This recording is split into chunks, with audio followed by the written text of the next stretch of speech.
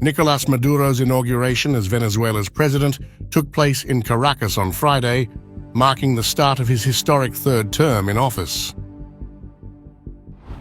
The ceremony, attended by a handful of loyalists, including the Cuban and Nicaraguan leaders, highlighted Maduro's global isolation, even as he declared it a great Venezuelan victory against foreign opposition.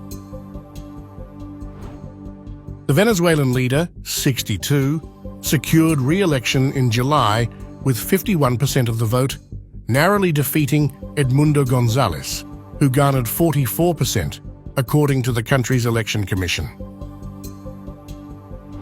However, the results have been widely contested, with countries like the United States, Brazil, and Colombia condemning the election as fraudulent. While Russia and China congratulated Maduro on his re-election, the US quickly escalated tensions, announcing a $25 million reward for his arrest, underscoring its long-standing opposition to his regime. In his address at the Legislative Palace in Caracas, Maduro lashed out at foreign interference, accusing opposition forces of attempting to turn his inauguration into a world war. The power that I have, the power that I represent that is granted to me by the Constitution, and these symbols has not been given to me by a foreign government, a foreign president, nor by a gringo government.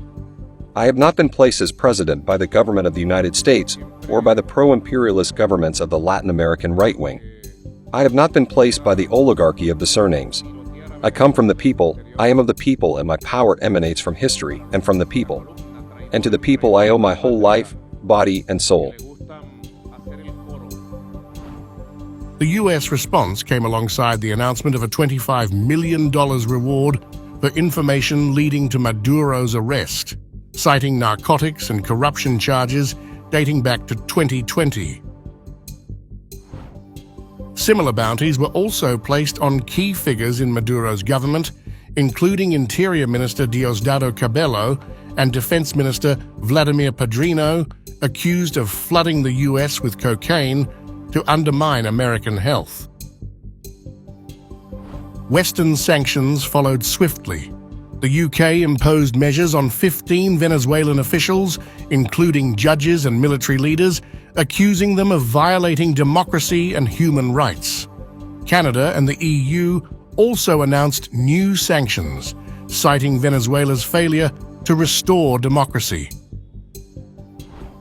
Maduro continues to blame his country's economic collapse on US-led sanctions, which he condemns as illegitimate. He vowed that his third term would bring peace, prosperity, equality, and the new democracy. Despite growing skepticism over his administration's record of corruption and economic mismanagement.